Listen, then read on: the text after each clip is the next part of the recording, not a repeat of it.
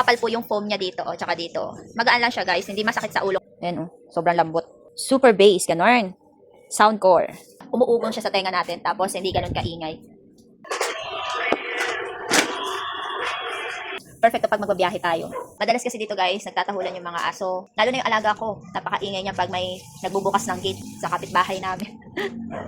Hindi ko na masyado maririnig. Nagpe-play tayo ngayon ng worship song sa tablet natin. Tatry natin kung effective ba talaga yung noise cancelling ng Anker Q20i na headphone. Pabili lang ba yun sa rider o siya mismo ang buyer? Naririnig ko pa yung sinasabi niya pero sobrang mahina na talaga. Try natin pindutin na isa. Pabili lang ba yun? Malakas na ngayon guys yung boses niya. Kanina, nung naka-open yung noise cancelling, mahina yung boses niya. Ngayon mas naiintindihan ko na yung sinasabi niya. Yung kanina sobrang hina lang talaga. Malakas ba boses ko? Oo. Malakas pala boses. Dito akala mo pabulong lang eh. Parang hindi maririnig ng ibang tao eh. Malakas pala. Na-adjust. Pwede sa bata, sa mga malalaki ang ulo or maliit ang ulo, pwede itong ating headphone. Sinasagad ko talaga, mas fit sa akin yung sagad.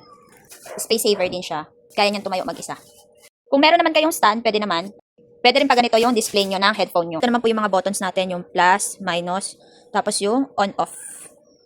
Ito naman po yung ating charging port, Type-C. Ito naman po yung ating auxiliary. Sa mga PC nyo, gusto nyo ng wire. Ayan, walang Bluetooth, pwede naman po. Ito naman po yung ating noise cancelling button. Dito nyo makikita yung ilaw kapag magkoconnect kayo sa Bluetooth. Blinking color blue po yun. Kapag nakakonect na, mawawala na yung ilaw niya. Ito yung manual. Tapos pwede nyo itong i-scan guys. Tapos pwede nyo pa itong ma-customize yung tunog niya. I-connect nyo lang siya sa Anker. Ito yung charging cable niya, USB Type-C. Tapos ito yung ating auxiliary cord.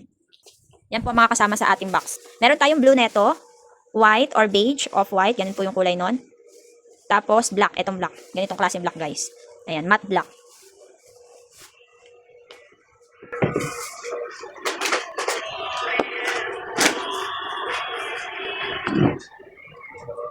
Magugustuhan nyo to.